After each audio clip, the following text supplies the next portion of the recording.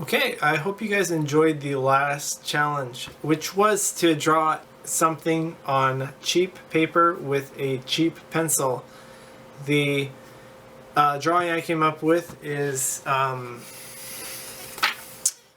alternate universe Luke Skywalker, where he became a pirate instead of following the space wizard. Kind of whipped that up pretty quick. The bottom line with some of these limiting challenges is that you can understand a little bit more some of the tools that you use on more complex pieces. For example, what range of darkness can you achieve with one hardness of pencil? I wouldn't recommend doing any art on cheap paper unless you're just sketching like what I did there. I think maybe sticking to sketchbook paper is the way to go. But you can still learn some of the valuable parts of art making using paper like that, such as developing compositions and forms, pulling abstractions from ideas or what you see, like reference pictures, perspective, a lot of those things that generally require some practice and repetition. You might as well do it on the cheaper side of things. And then when you start getting more complex and maybe doing color and value studies, that's when you kind of want to move towards the materials you're going to be using, what you plan to use on more finished pieces. For example, I use a lot of acrylic paint for my color and value studies because the bigger paintings I do with acrylic paint. If you're going to do oil, I recommend doing those with oil because every pigment or brand behaves a little bit differently. When it dries, it can color shift on some paints, and they have different levels of transparency and other qualities as well. But for planning, thumbnails, anything like that, feel free to use cheap paper or pencils or whatever you have on hand. In the spirit of studying materials, the challenge for next week will be using a limited palette. I'm going to be doing a painting, but you're welcome to do pastels, crayons, colored pencils, or whatever you have. Pick 2 colors plus white. So maybe a warm color and a cool color, something like that, something that complements. There's plenty of videos. I watched one this morning actually which inspired me. James Gurney painted a snowdrift in a parking lot. Pretty good video. You can see how much you can get done with just a limited palette. Cesar Santos also did a similar painting a little while back on YouTube. But by limiting yourself, you can focus on values of warmth, color, saturation, and so on.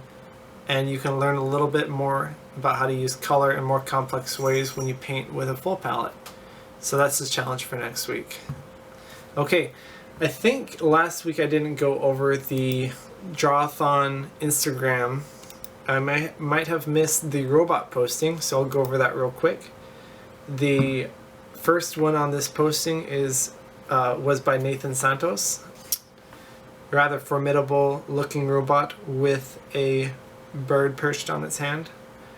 I'm not sure if the bird will warm the robot's cold mechanical heart or if the bird's days are numbered. I wouldn't feel safe if I was that bird, that's for sure. Next picture is the Bender character from Futurama. I did this with my tablet, experimenting with some of the real brushes in Clip Paint Studio.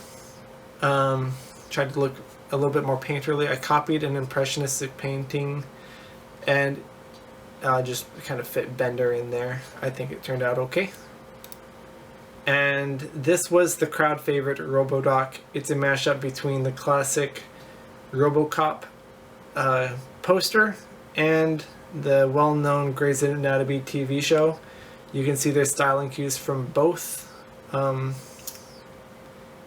things integrated together here, and many people thought this could look good on HBO or Netflix or Hulu. as maybe a title card for a new animated robotic medical drama. This week we had a bit of a treat. The challenge for this was rush hour traffic. Nobody went for the Jackie Chan reference. Nathan Santos again here with the pop culture references. He has the Scooby-Doo, Back to the Future, Halo, Star Wars, and several other famous icons from the last 20-30 years. I think this would make a good poster if he was ever going to try to sell it. I would definitely buy one.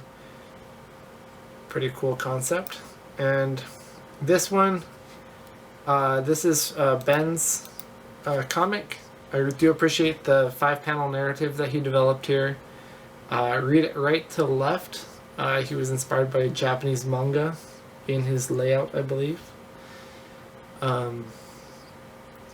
Looks like he's driving safely for a BMW driver here, driving through his own garage door and foiled by the rush hour traffic.